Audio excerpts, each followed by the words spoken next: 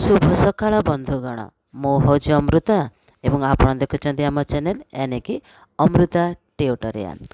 आज नोटिस हूँ recruitment notice जमती मुझे थंबनेल जानी शिक्षक चाकरी ठारू आज्ञा यार दरमा हूँ अधिक कि चाकरी ना हूँ पियन चाकरी से हाईकोर्ट ऑफ ओडिशा कटक नहीं आसी आपण recruitment to the post of orderly and office peon class 4 आज्ञा माने चतुर्थ पदश्रेणी कर्मचारी हाँपाई and mali also in the group D cadre.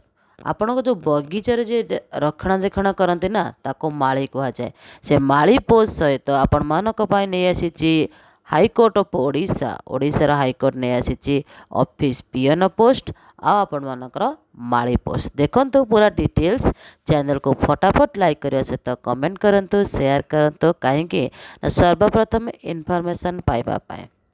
Online applications are invited from the eligible candidates from 17 April 2023 till 1 May 2023 for recruitment the post of orderly and office peon class 4 and the Mali in the group D cadre in the course establishment. The recruitment shall be conducted in accordance with the provisions the High Court of Odisha appointment of staff and conditions service rules 2019 and subsequent amendments made theorist as on the date of advertisement। देखो term and condition किसी रोचे all appointments by way the direct recruitment at the entry level to group D cadre shall be on contractual basis और a period of 2 years from the date of initial joining हबार दुई मास मन रखु joining हवा sorry 2 वर्ष आपण मानकर कौन पड़ो ना आप कंट्राक्चुअल बेसिस रे काम करेंगे। नेक्स्ट आपण मानक परमानेंट कर 2 वर्ष पर after satisfactory completion of such period of 2 years on contractual basis the incumbents shall be ousted in the permanent establishment। 2 वर्ष पर आपण मानक परमानेंट करा जिवो of the course in the scale of a pay admissible to the post provided that if any mulia engaged in the establishment of the court on daily wages basis or any person engaged for household work on continuous basis with the chief justice or any judge participate in the process direct recruitment for the group D। जदि कौन मूलिया बा काम करुँच already से माने court रे daily wages दैनिक पैसा नौचंती okay तो सेमानंकु basis करी कुआ जाउची सेमाने रिक्रुटमेंट प्रोसेस रे पार्टिसिपेट करंतु एवं ग्रुप डी कैडर रो सिलेक्टेड पर्सन हे जानतु। The period of his service already retained as such shall be taken into consideration while regarding the period of 2 years contractual appointment for the observations in the permanent establishment। तापर आपण मानको permanent करा जिवो। सब appointments on contractual basis may be extended for a further period 2 years in case of performance of the candidature is not satisfactory in the opinion of the appointing authority। जदि तांको satisfactory न लगे आहुरी 2 वर्ष से माने आपण मानकर contractual period को बढ़ाई पारंती।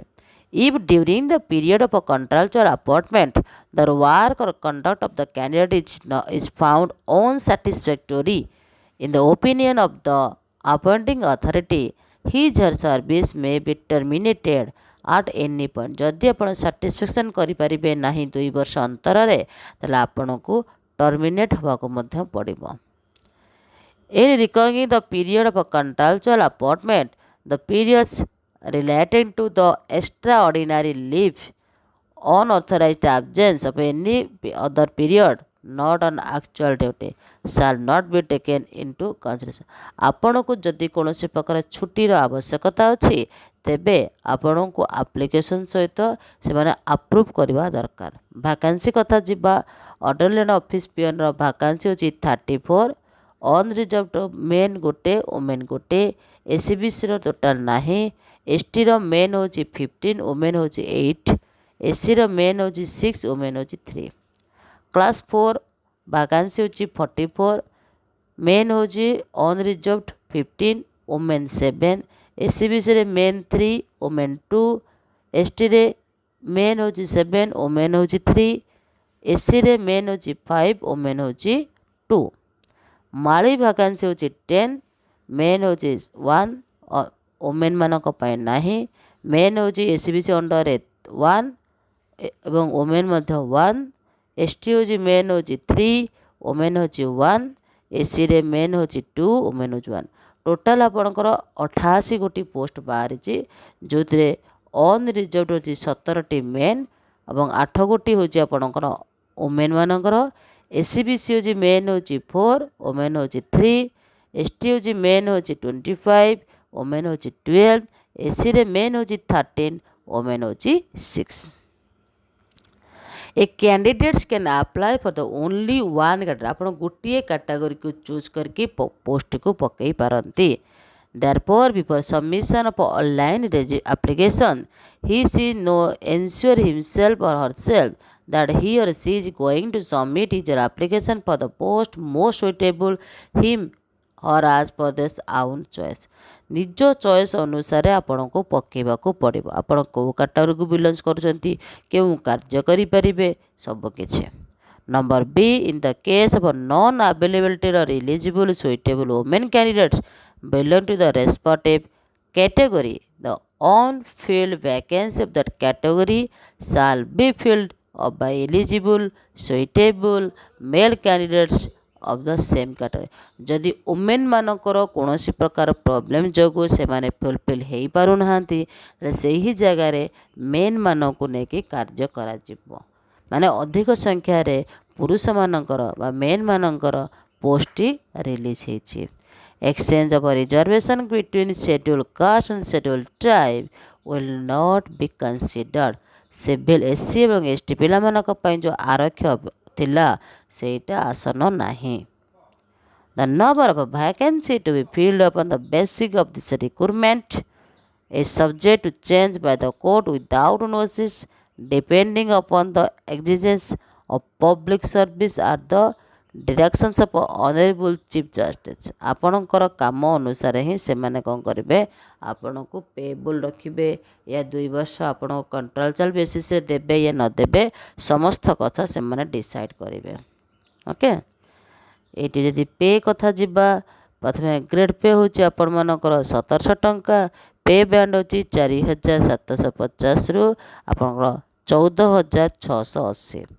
corresponding level under the OSSP rule 2017 on the regular first year अपन पाइबे 12100, सेकेंड ईयर 12700, थर्ड ईयर 13300 एवं फोर्थ ईयर अपन पाइबे 14000। Subject to satisfactory performance, the remuneration for contractual employees shall be enhanced as per the slabs prescribed above the completion of each 1 year service। The contractual employees shall not be to enter DA, HRA and other allowances expenses are same during the period of appointment। The age कथा जीवा आपन को 21 वर्ष होइते दरकार एवं 35 वर्ष रु तळक होइते दरकार। बुझियोछि कौन प्रकार रिलेशन थाउ या न थाउ एज मानक पई किंतु आपनकर एटा एजुकेशन क्वालिफिकेशन कहया को गले ऑर्डरली ऑफिस पियन पई आपन को अष्टम श्रेणी पास आउट हेतिबा दरकार। ता सहित adequate knowledge of skill in cooking, cleaning, housekeeping and other household works। She must be willing to work even during odd hours। माने आपणकर राति बेला मध्य आपनको बेले बेले काम करने पड़ो। क्लास 4 हूँ कौन ना शुड हाव पास क्लास 8 या मध्य अष्टम श्रेणी pass out. adequate knowledge and still cooking, cleaning, housekeeping and other household works। She should be willing to work during odd hours। माली मानक पई आपनकर अष्टम श्रेणी रही पास आउट एवं से माने विशेष करी गार्डन मानकर कौन करेंगे ना गार्डनिंग करेंगे एवं पानी देवे गछ नुआ लगे कि नहीं सब कि जाए। एग्जामिनेशन फी कथा कहबा आपनकर 300 टंका रोचे। डेबिट कार्ड क्रेडिट कार्ड आपनकर नेट बैंकिंग सुविधा। Candidate belong to scheduled caste and scheduled tribe and persons with disabilities are expected from the payment of examination fee। आपन को पेमेंट करिया को पड़िबनी जो मानकर एससी एसटी किंबा कौन से प्रकार डिसेबिलिटी रही। प्रथम देखो scheme of recruitment examination orderly and office peon मानकर at first instance the applications and accompanying documents of the appointment applicants applying for the aforesaid post shall be synchronized and list of eligible ଆପଣ first ଷ୍ଟେଜ୍ରେ preliminary mark କରାଯିବ 25ର, second stage written test 50 ମାର୍କର, third test ହେଉଛି viva voice test 25 mark. Preliminary ହେଉଛି the eligible candidate shall be called upon the primary test अपन मानकर as discipline, politeness, obedience are the basic qualities required for group D. Employee the committee or committees shall interact with the candidates for a preliminary assessment of the ସେଇଠି ଆପଣମାନଙ୍କୁ politeness ଦେଖିବାର ଅଛି, ନମ୍ରତା, obedience ଶିଖିବାର କ୍ଷମତା, କ୍ୱାଲିଟିସ୍ ମଧ୍ୟ ଦେଖିବାର ଅଛି। Educational qualifications higher than the prescribe qualification shall not be given extra. ଯଦି ଆପଣ +2 +3 PG କରିଛନ୍ତି, ଆପଣ ଭାବୁଥିବେ ଆପଣଙ୍କୁ ସାର୍ଟିଫିକେଟ୍ ଅନୁସାରେ ୱେଟେଜ୍ ମିଳିବ, ସେଠି ମିଳିବ ନାହିଁ। ୱେଟେଜ୍ ସାଲ୍ ବି ଗିଭେନ୍, କେଉଁଠି ଆପଣଙ୍କୁ ୱେଟେଜ୍ ଆପଣଙ୍କୁ ମିଳିବ ମନେ କଥା।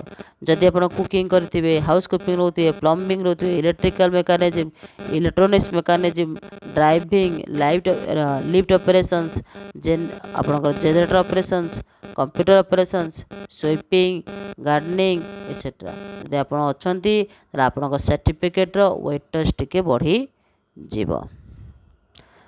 A candidate shall secure not less than 12 mark the preliminary test 12 ମାର୍କରୁ ତଳକୁ ନ ରଖିଥିବା ପିଲା ओके माने इट मीन्स आपणकर क्वालिफाई करने आपको 25 ରୁ 12 नंबर माने 50% मार्क रखिथिबा आवश्यकता पड़ुची।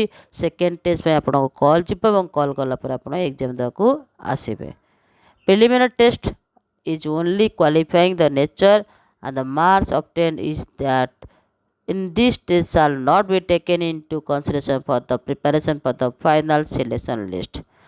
जदि रिटन एग्जाम रे सेमती आप 12 मार्क रखा पड़ो, जो मैंने 20 मार्क एग्जाम रोचे 12 मार्क रखा पड़ो।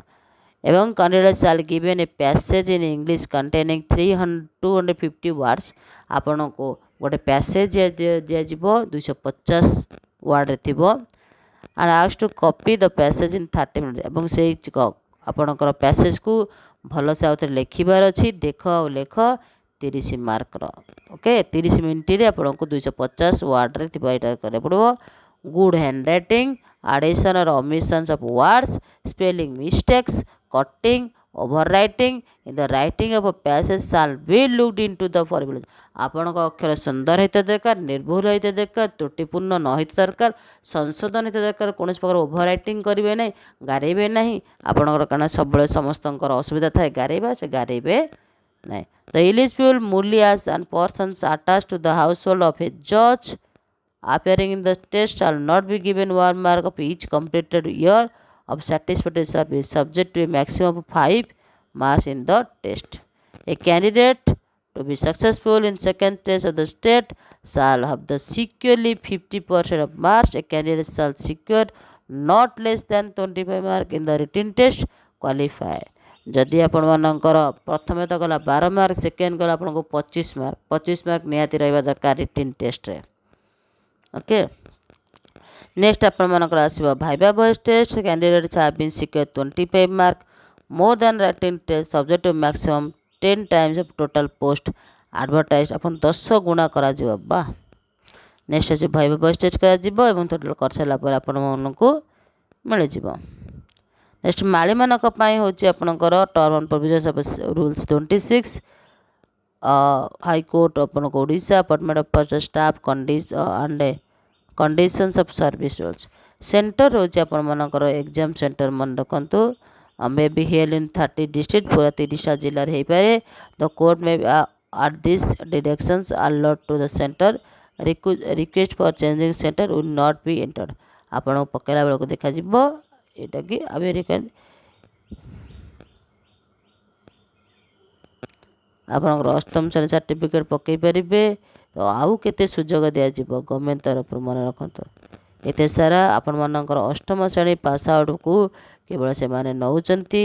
तो आशा करछि वीडियोटी आपण मानक पई बहुत ही इनफॉर्मेटिव हेतिबो एवं आपण चैनल को यदि फर्स्ट टाइम विजिट करछथि त लाइक करिवे, कमेंट करिवे, शेयर करिवे। हाँ आज्ञा आम टेलीग्राम ग्रुप रे निहाती जॉइन करंतु यार पीडीएफ फाइल आपण पाई परिबे तत् सहित जदि आपण माने प्रिपरेशन होचदी JTC RST main exam PO जे एग्जाम बा कौनसी प्रकार कॉम्पिटिटिव दुनियार एग्जाम दौरान तार फटाफट आपण को फोन डायल कर पारती 7978433098 7978433098 एथे जॉइन हो जंतु एवं आज ही पढ़ापढ़ी स्टार्ट करंतु। Thank you, have a nice day.